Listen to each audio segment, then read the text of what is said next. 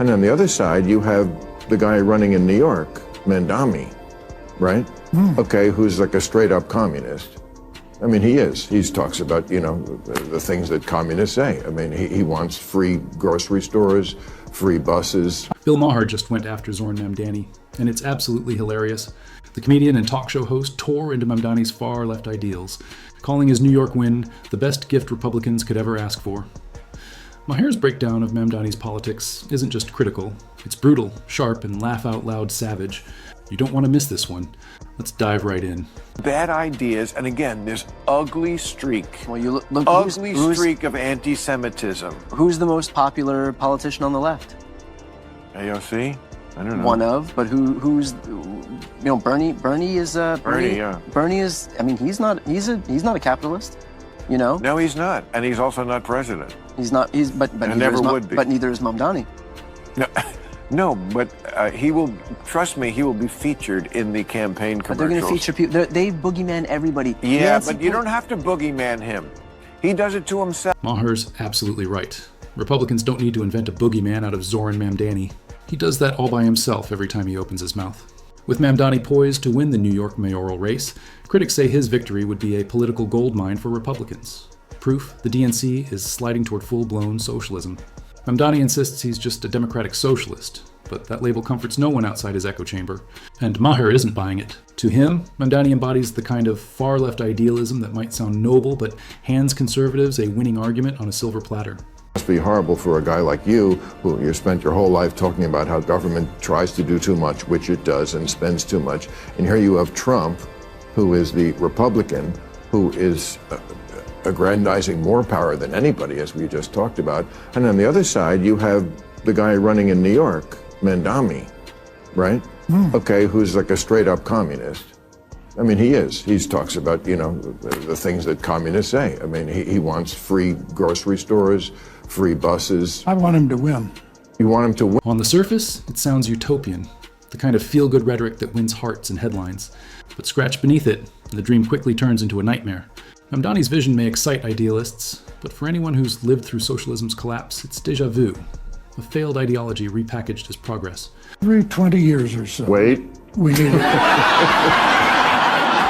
Every 20 years or so, we need a conspicuous, confined experiment with socialism so we can crack it up again. Socialist slogan used to be, workers of the world unite, you have nothing to lose but your chains. The new socialist slogan is, trust us, this time it won't be a mess. Exactly. Socialism's record is so disastrous, most people wouldn't touch it with a 10-foot pole, except younger voters, easily drawn in by its rosy promises.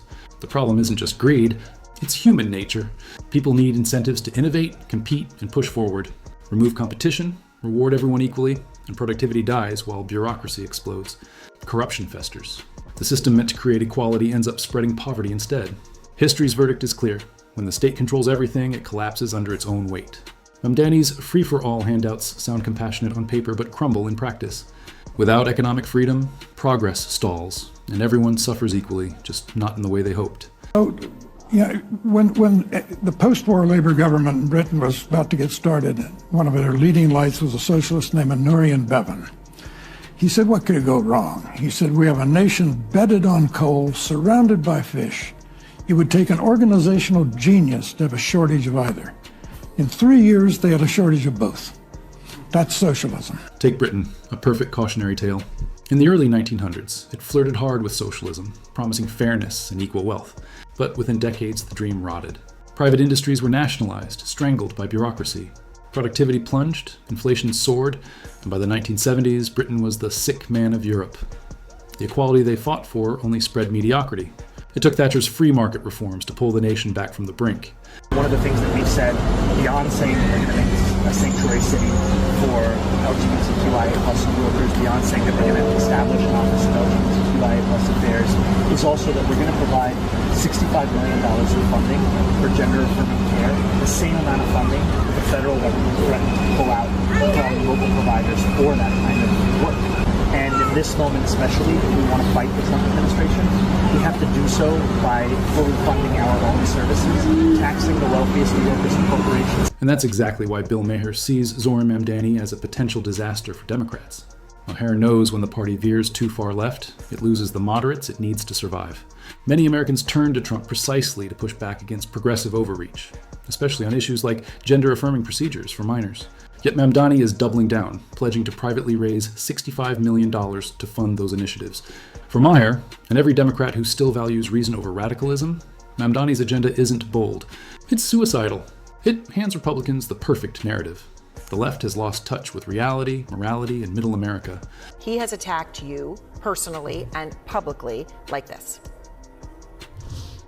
He's not a socialist. He's a communist, okay? This is not a socialist, man. This is a communist. I don't like to see a communist become mayor, I will tell you that. I call him my little communist. He's my little communist mayor. We should never be in a position where we're talking about a communist. We're gonna end up with a communist mayor. It's not even believable, my beautiful New York. I think if a communist takes over New York City, I think that's a gift to the Republican Party. Last time you were on this program, you were unequivocal in saying you do not like capitalism. But Trump, just in those remarks there, I counted, called you a communist 8 times. Are you? No, I'm a democratic socialist. I've said that time and again. Let's be clear, Donald Trump doesn't need to make Mamdani a boogeyman. Mamdani's doing that himself. His proposals for city-owned grocery stores and free public transportation lean straight toward government-run economics. He can call himself a democratic socialist all he wants, but his rhetoric mirrors the far-left playbook line for line. Even if his intentions sound noble, his ideas scream socialism. Walk like a duck, quack like a duck. Well, you know the rest. What I've found is that this vision of democratic socialism, it's one that often comes back to what Martin Luther King said decades ago. A vision of, call it democracy or call it democratic socialism, there must be a better distribution of wealth for all of God's children in this country. Here in New York City, wealthiest city in the wealthiest country in the history of the world, 1 in 4 are in poverty. 500,000 kids go to sleep hungry every night. It's untenable to live with this kind of a divide. We have to actually have a politics that puts working people. Look closer and you'll see it's the same recycled formula. Emotional speeches about equality and fairness, cherry-picked stats, and promises that melt under reality. It's politics by poetry. And once in power, the mask slips. Suddenly, equity means punishing success, and justice means overregulation. America doesn't need that. Neither does New York. The country thrives on competition, innovation, and freedom, the very principles socialism kills. History already gave us the answer. It won't work. And Maher, to his credit, knows that better than anyone. Assemblyman, you're running for mayor of New York and not prime minister of Israel, but you've made inflammatory statements like calling Israel an apartheid state and questioning its right to exist as a Jewish state. Just this week, you were evasive with a reporter about condemning Hamas. Given New York has the largest Jewish population outside of Israel, why should voters who see this as a moral red line trust your clarity and judgment? Well, I really appreciate this question and an opportunity to just clear up, I think, a number of misconceptions. First and foremost, you're right. I am running to be the mayor of the city, and this city will be the focus of my administration, ensuring that we make this a city everyone can afford and everyone knows that they belong to. And also, millions of New Yorkers, myself included, care deeply about what's happening in Israel and Palestine. Classic politician move. When the questions get tough, drown them in word salad. Gavin Newsom smiles through it. Kamala Harris turns it into performance art. AOC recites it like a script. And now Zohran Mamdani's joined the club. His evasive non-answer on Israel wasn't harmless. It was telling. It showed exactly what kind of mayor he'd be. One who hides behind moral vagueness when clarity is needed most. In politics, silence and evasion speak louder than words. And Maher hears them loud and clear. I want to speak to the memory of my aunt,